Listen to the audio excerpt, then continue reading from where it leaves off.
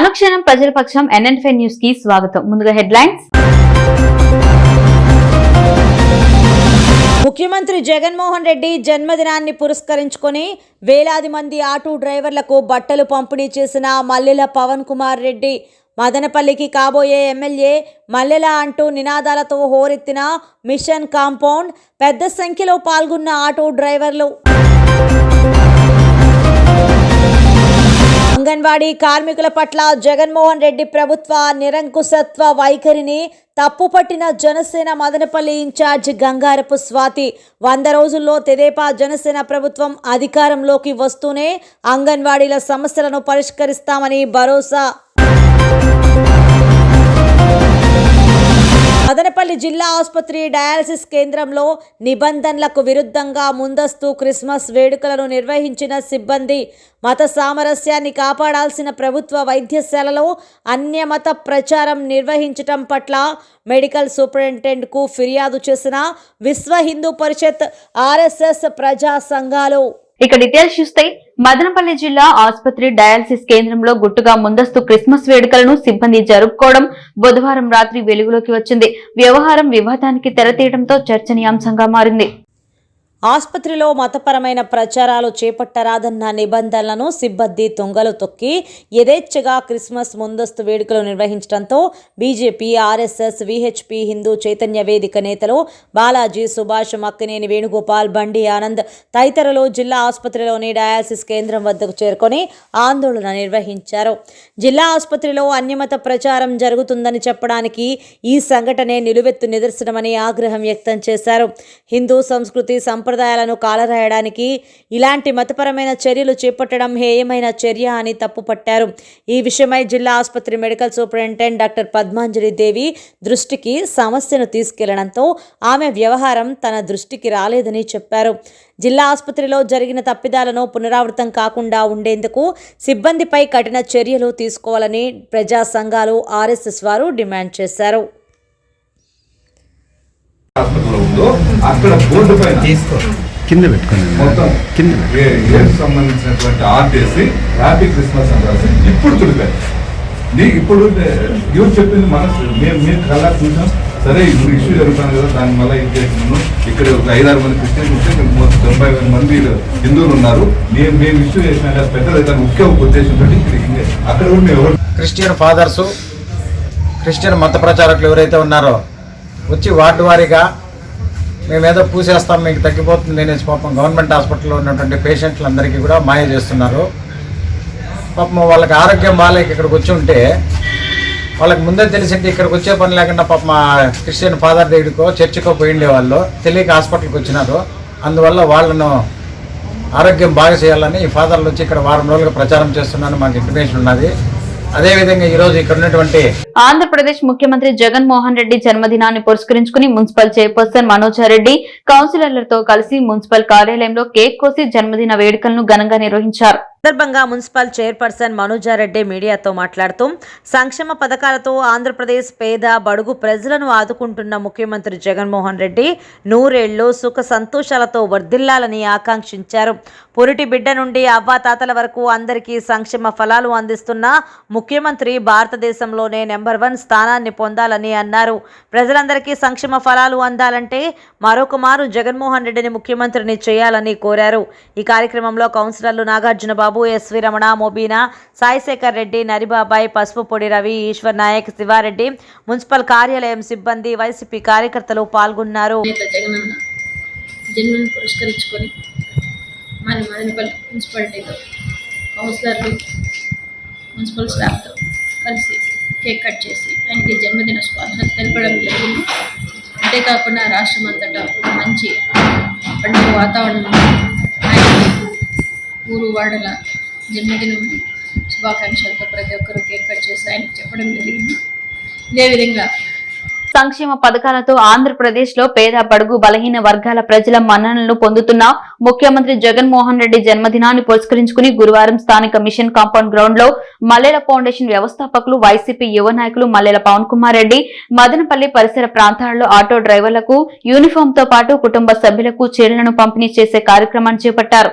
గురువారం మధ్యాహ్నం వేలాది మందికి అన్నదానాన్ని నిర్వహించి సాయంత్రం 4:30 గంటలకు బహిరంగ సభను ఏర్పాటు చేసి ఆటో డ్రైవర్లకు వారి కుటుంబ సభ్యులకు బట్టలను పంపిణీ చేశారు. ఈ సందర్భంగా మల్లెల పవన్ కుమార్ రెడ్డి సేవలను ఆటో డ్రైవర్లు కొనియాడారు. ఈ కార్యక్రమంలో జై పవనన్న, జై జై పవనన్న, మదనపల్లికి కాబోయే ఎమ్మెల్యే పవనన్న జిందాబాద్ అంటూ నినాదాలు హోరెత్తాయి. ఈ కార్యక్రమంలో మల్లెల పవన్ కుమార్ రెడ్డి మాట్లాడుతూ ఆటో డ్రైవర్ల కష్టాలు వర్ణనాతీతమని, వారికి సహాయం చేయటం ఎంతో ఆనందాన్ని ఇస్తుందని అన్నారు. మంత్రి జగన్మోహన్ రెడ్డి జన్మదినాన్ని పురస్కరించుకుని ఈ కార్యక్రమం చేయటం తన పూర్వజన్మ సుకృతమని తెలిపారు. ఈ కార్యక్రమంలో పెద్ద సంఖ్యలో ఆటో డ్రైవర్లు, పట్టణ ప్రజలు, మల్లెల పవన్ కుమార్ రెడ్డి అభిమానులు పాల్గొన్నారు. ముందు రాజకీయాల్లో ఉన్నోళ్ళు కానీ తర్వాత వచ్చేటోళ్ళు కానీ ఇంతకుముందు ఏవైనా చేసినారని మీరంతా కూడా గుర్తుపెట్టుకోవాల్సిన అవసరం ఉంది. ఖచ్చితంగా వాళ్ళు అంటుంటే ఒక విషయం చెప్పదలుచుకున్నా, రాజకీయాల్లో వస్తే తప్పేంది, నేనొక్కడిగా నా సొంత డబ్బుతో ఇన్ని కార్యక్రమాలు చేయగలిగినాం. అడుగడుగునా నా కార్యక్రమాలకు అడ్డుపడడమే. ఒక మంచి చేయాలంటే ఎంత కష్టముందో మీ అందరికీ కూడా తెలుసు. మేము ఎక్కడ కూడా వివాదాలకు పోలేదు, వివాదాలకు దూరంగానే ఉంటాం. మా వల్ల అయితే ఏదో కొంత సాయం చేస్తుంటాం మాకు అయిన చేతకి, లేదంటే పోతూ ఉంటాం. తప్పుడు రాజకీయాలు చేయడం కానీ, తప్పుడు పనులు చేయడం కానీ, ఏ వెంటనే మా అభిమానంతో, మా మీద ఉన్న అభిమానంతో ఇక్కడికి వచ్చి జగనన్న బర్త్డే సందర్భంగా మనం అందరూ కలుసుకోవడం కూడా నాకు ఎంతో ఆనందంగా ఉంది. మిమ్మల్ని చూసిన వెంటనే నిజంగా ఒక 1000 ఏనుగుల బలం వచ్చినట్లు నాకుంది. ఎంతో సంతోషంగా ఉంది. జగనన్న బర్త్డే గత 10 సంవత్సరాలుగా మనము ఏదో ఒక రకంగా ఒక పండగలాగా చేస్తున్నాం. మీ అందరికీ తెలుసు, జగనన్న అంటే నాకు చాలా ఇష్టమైన నాయకుడు. ఏ మసీదు చూసినా, ఏ దేవాలయం చూసినా అన్న అంటే పరిగెత్తులు వచ్చి మన బాధలను పరిష్కరించి ఆయన మనకు మంచి చేస్తున్నాడు. అలాంటి అన్నది మనం ఈరోజు ముందుకు నడపాలి. మనమే ఆయనకు ధైర్యం, మనం ధైర్యం కొట్టాలి, వెళ్ళడానికి వెళ్తాడు. అలాంటి అన్నకు పాదాభివందనాలు చేసుకుంటున్నాం. ఎందుకు మన అడ్డం ఈరోజు మంచి శుభదినం. ఈరోజు గౌరవ రాష్ట్ర ముఖ్యమంత్రి వర్యులు మన జగనన్న పుట్టినరోజు సందర్భంగా మన పవనన్న మన ముందుకు వచ్చిన ఈ శుభ సందర్భంగా మన మదనపల్లి నియోజకవర్గపు ఆటో సోదరులు అందరి తరపున గ్రామాల్లో దశాబ్ద కాలంగా అభివృద్ధి నిలిచిపోయింది. సంక్షేమ ప్రభుత్వాలంటూ ఊదరగొడుతున్న పాలక ప్రభుత్వాలు గ్రామాల్లో కనీస మౌలిక సదుపాయాలు కల్పన కృషి చేయడం లేదు. ఉపాధి, ఉద్యోగాల మాట దేవుడెరుగు. గ్రామీణ ప్రాంతాల్లో కాంగ్రెస్ ప్రభుత్వ హయాంలో ఎంతో ప్రతిష్టాత్మకంగా చేపట్టిన మహాత్మా గాంధీ జాతీయ గ్రామీణ ఉపాధి హామీ పథకానికి తూట్లు పొడుస్తున్నారు. గ్రామీణుల కొనుగోలు శక్తి పెంచలేని అసమర్థ ప్రభుత్వాలను సాగనంపి కన్నతల్లి లాంటి కాంగ్రెస్ ను ఆదరించాలని మదనపల్లి నియోజకవర్గ నేత ఎస్ రెడ్డి సాహెబ్ పిలుపునిచ్చారు. గురువారం నిమ్మనపల్లి మండలంలోని పలు గ్రామాల్లో మదనపల్లి నియోజకవర్గ నేత రెడ్డి సాహెబ్ స్థానిక నాయకులతో కలిసి పర్యటించారు. స్థానిక ప్రజలతో మమేకమయ్యారు. వారి సాధక బాధలను సావధానంగా విన్నారు.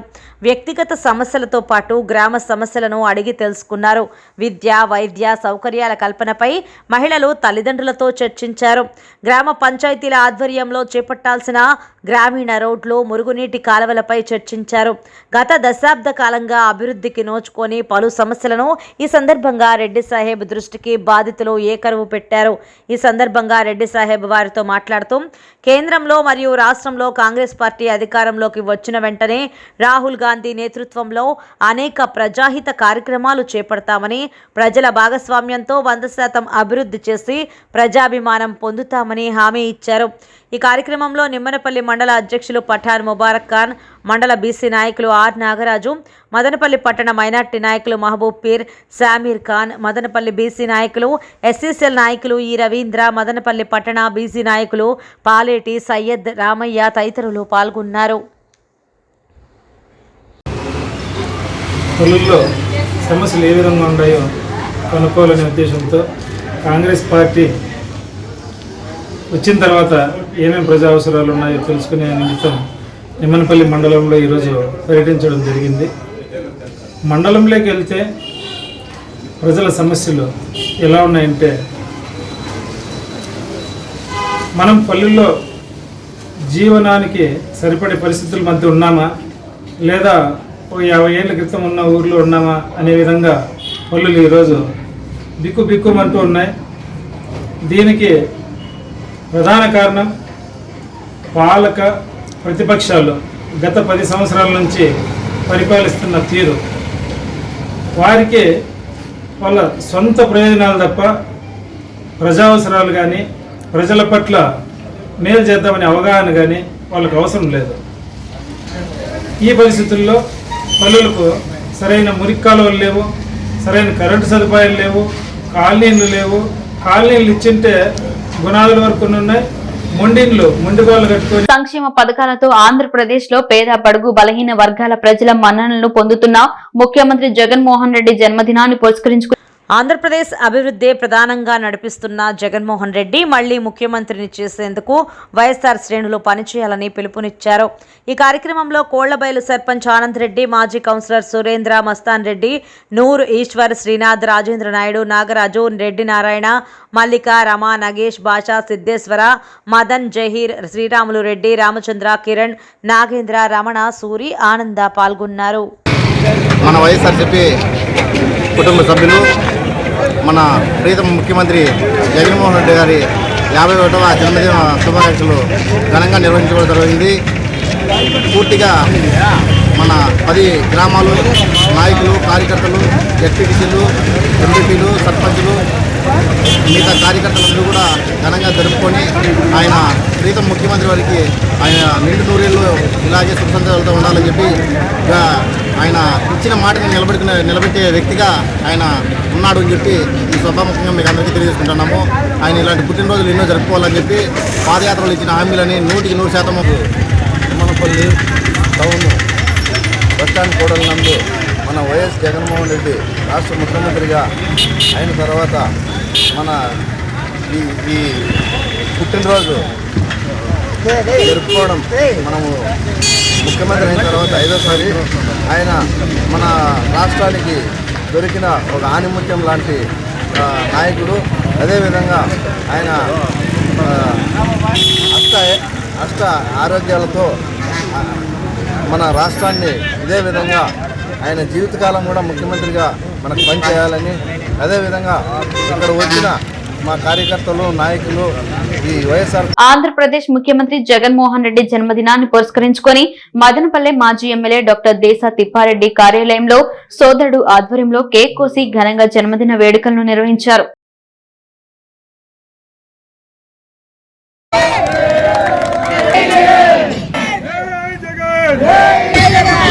అంగన్వాడీ వర్కర్స్ తమ న్యాయపరమైన డిమాండ్స్ పరిష్కరించాలని కోరుతూ గత 10 రోజులుగా చేస్తున్న నిరవధిక సమ్మెకు నేడు జనసేన పార్టీ మదనపల్లె నియోజకవర్గం ఇన్ఛార్జ్ గంగారపు స్వాతి, జనసేన పార్టీ నాయకులు, కార్యకర్తలు, మహిళలతో కలిసి సంఘీభావం తెలియజేశారు.